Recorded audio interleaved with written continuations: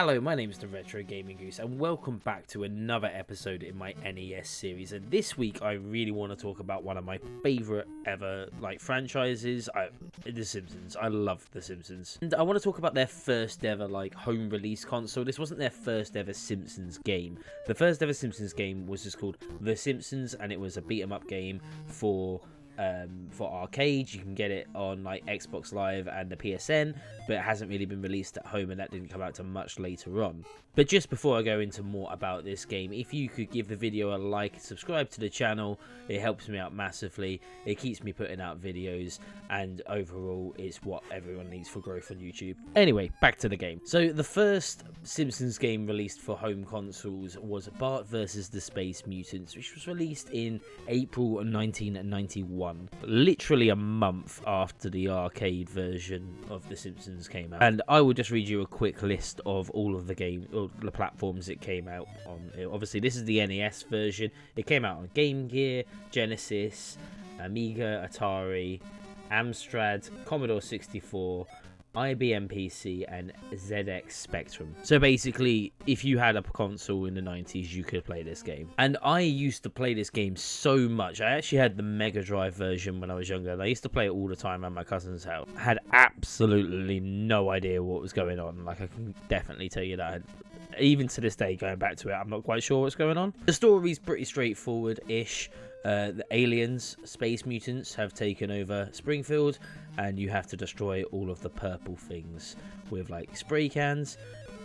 But the controls are pretty strange on the NES. I don't really know what was going on in this game. This is one of them games that uses the select button for things that you just wouldn't even consider using the select button for. I don't know if that makes any sense to anyone, but that's what it feels like. But if you are a Simpsons fan, it is a good game. It is quite fun. It's punishingly hard. So hard. But you get used to that. And I'd say it's a good piece of nostalgic Simpsons, because I am a huge fan of The Simpsons. I used to watch it pretty much every weekday. Growing up in the UK, there used to be a double bill of The Simpsons on Sky One in every weekday, and I used to watch it from 7 till 8, religiously. It was also on Channel 4 at 6 o'clock, when you got back from a couple of hours after school. You would watch the episode on Channel 4 and then jump over to Sky One. And anyway, back to the game.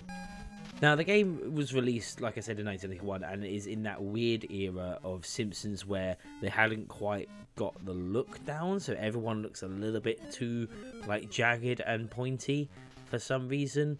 As far as I know, I haven't got too far in the game because it is punishingly hard, but there is not many other Simpsons characters in this. You see the whole family at the beginning, and Maggie turns up every now and again, but as long as I played it, I didn't see any of the other family members.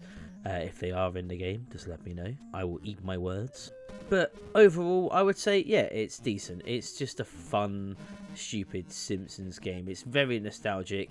You will get bored. You will get driven to insanity by the repeat of the Simpsons soundtrack that there is in this. Also, I just want to say, this skateboarding section, bullshit. Absolute bullshit. You cannot do anything.